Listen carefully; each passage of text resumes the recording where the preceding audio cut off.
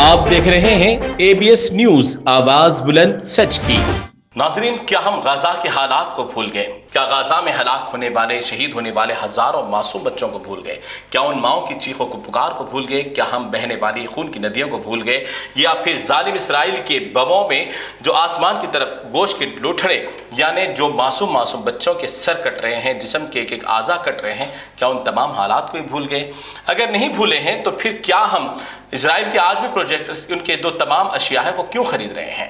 چلیے آپ کو لے چلتا ہوں، جو ہم اشیاء خریدتے ہیں اس کی وجہ سے وہ کتنا طاقتور ہوتا ہے، اور ہمارے فلسطین کے اندر کیا حالات ہیں وہ دیکھ لیجئے۔ فلسطین کے اندر یہ معصوم بچوں کو دیکھیے، غزہ کی جو امداد پہنچائی جا رہی تھی وہ تمام اسرائیل کے صوبوں نے روک دیا، جس کی وجہ سے یہاں پر معصوم بچوں کو دانہ، کھانا، پانی اور پینے والی اشیاء، دودھ وغیرہ بھی نہیں پہنچ پایا، جس کی وجہ سے ان کی جسم پورے سوکھ گئے، ہڈیاں نظر آنے لگی، اور انہی کی وجہ سے یہ موت کا شکار بھی ہو رہے ہیں۔ ان کے حالات دیکھ کر دل آنسو خون کے روتا ہے۔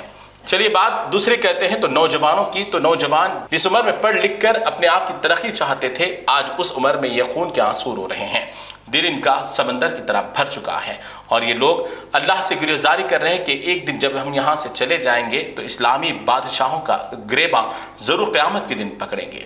چلیے اگر دوسری طرف آپ کو لے چلوں، جہاں پر زندگی پوری گزر بسر کر دی گئی، لیکن اچانک اسرائیل کے قیامت خیز تابڑتوڑ حملوں کی وجہ سے لوگ اپنے گھروں کو بھی چھوڑ دیے، اہل خانہ کو اس سرزمینوں پر دفن کر دیا، کئی کی تو لاشیں بھی ابھی تک دستیاب بھی نہیں ہوئی، ہزاروں لوگ آج بھی اپنے اس مکانات کو یہاں سے چھوڑ کر منتقل ہو رہے ہیں۔ تو ان تمام کی وجوہات کون ہیں؟ اسرائیل کی یہ بربریت میں ذمہ دار ہم بھی ہیں، کیونکہ اس کی ہم اشیاء کو خرید رہے ہیں، کھانے پینے کی، استعمال کرنے کی اشیاء کو خرید کر اس کا معاشی طاقت کو ہم اور بھی مضبوط کر رہے ہیں۔ تو ان تمام حالات کو دیکھیے، بچوں کی حالات کو دیکھیے، نوجوانوں کے رونے کو دیکھیے، ماؤں کے چیخنوں کو دیکھیے، اور کئی لوگوں کے جو بے گھر ہو جانے کو دیکھیے۔ ان تمام مناظر ہمارے آپ پر قیامت برسا دیتے ہیں۔ تو اسی لیے آپ سے گزارش ہے خدا را کہ اسرائیل کی تمام اشیاء کا ضرور سختی کے ساتھ بائیکاٹ کریں، اور لوگوں کو بھی بتائیں کہ اس خریداری کی وجہ سے یہ ہمارے اپنے لوگوں کا خون کر رہا ہے۔ تو امید ہے کہ آپ کو ہماری بات سمجھ میں آئی ہوگی، اور دوسروں تک بھی اس بات کو ضرور شیئر کریں۔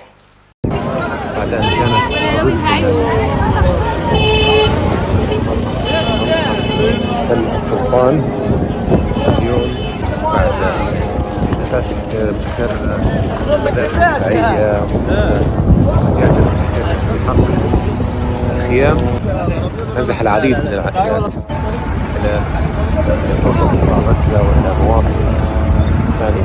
طبعا هذه المناطق اللي لا تكاد كانت تخلو من النازحين، حتى المناطق هذه ما كنت تقدر انت، حتى الانفجارات ما تتوقف لحد الآن.